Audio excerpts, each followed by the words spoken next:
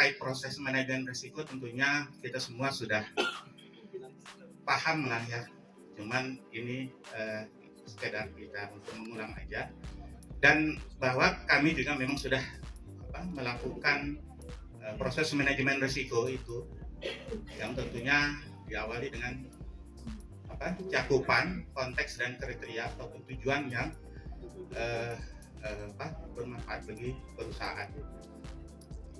Dan tahapannya itu tentu diawali dengan penilaian risiko. Ya, penilaian risiko itu kami sudah lakukan, kita semua sudah lakukan yang pasti. Ada identifikasi risiko, analisa risiko, dan evaluasi risiko. Dan tetap harus dipantau dan tetap harus dilakukan monitoring. Kami divisi pemasaran sudah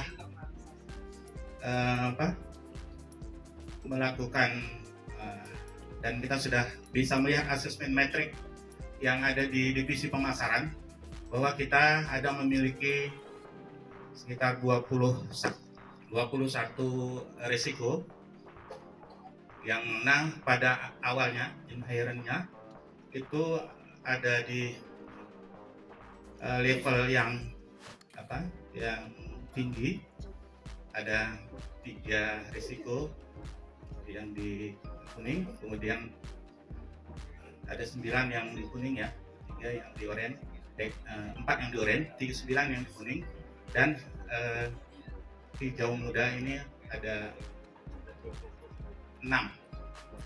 Dan kemudian setelah kita lakukan mitigasi dan perlakuan risiko hingga November menjadi residualnya itu menjadi di level yang rendah dan sedang. Jadi sebagian risiko masih pada awal itu kan masih berada pada area sedang hingga tinggi, yang mana potensi risikonya sebelum dilakukan pengendalian itu. Setelah dilakukan pengendalian, menunjukkan potensi risiko yang rendah. Ya. Divisi pemasaran memiliki 3 top risk, yaitu pertama adalah fluktuasi harga, kedua adalah penjualan ospek, dan yang ketiga adalah overdue interest. Nah, kami sama-sama ingin membangun concern tentang 3 top risk, even ini only dari divisi pemasaran, tapi karena kita sifatnya corporate, ini akan menjadi risiko kita bersama. Baik, kalau cerita fluktuasi harga, maka saat ini kinerja Pangko perusahaan sangat terdukung oleh kinerja harga jual.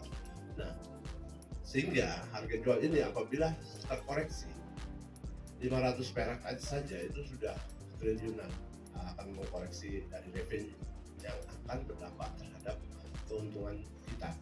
Nah, dalam hal ini kami di divisi pemasaran, kita sebagai perusahaan sawit yang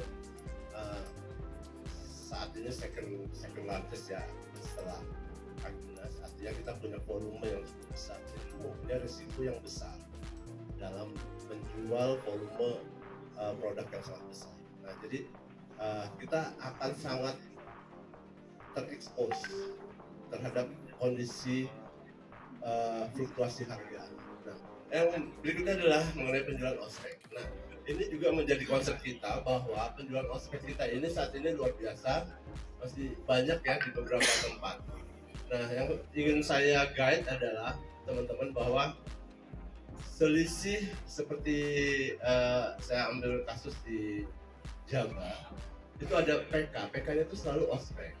Nah, selain kita tidak punya bargaining position untuk membentuk sebuah harga yang bagus, kita ditekan oleh market, itu selisih nilainya itu dalam 2 bulan saja bisa sampai 10M.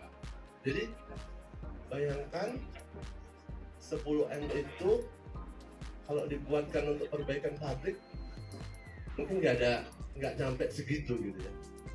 Itu hanya produksi dalam 1-2 bulan itu 10M kita sudah terekspos kerugiannya terhadap untuk ospek. Next. Yang berikutnya adalah overdue interest. Nah, overdue interest ini sangat berisiko baik dua sisi, kita terlambat serah atau bayar yang terlambat bayar. Nah, ini yang sering chaos. Tapi alhamdulillah akhir-akhir ini kita udah susun dengan rapi sehingga kita selalu berusaha antara denda yang kita terima dan denda yang kita terapkan terhadap buyer itu selalu menang di kita. Artinya lebih banyak denda terhadap buyer dibanding denda yang kena ke pangku. Jadi kalau di net off kita masih untung. Nah, itu harus dikendalikan karena nilainya lumayan, puluhan miliar juga. Nah, saya rasa demikian insight dari pemasaran tentang risk di marketing. Mungkin ini sama-sama bisa menggugah kita semua untuk lebih baik di tahun depan, di tahun 2026, karena alhamdulillah sama-sama kita syukuri tahun ini insya Allah revenue kita bisa 46 triliun, alhamdulillah, dan semoga semua sehat selalu, bisa menikmati bonus kita. Amin, amin ya rabbal alamin. Demikian dari saya, wabillahi taufiq wal hidayah. Wassalamualaikum warahmatullahi wabarakatuh.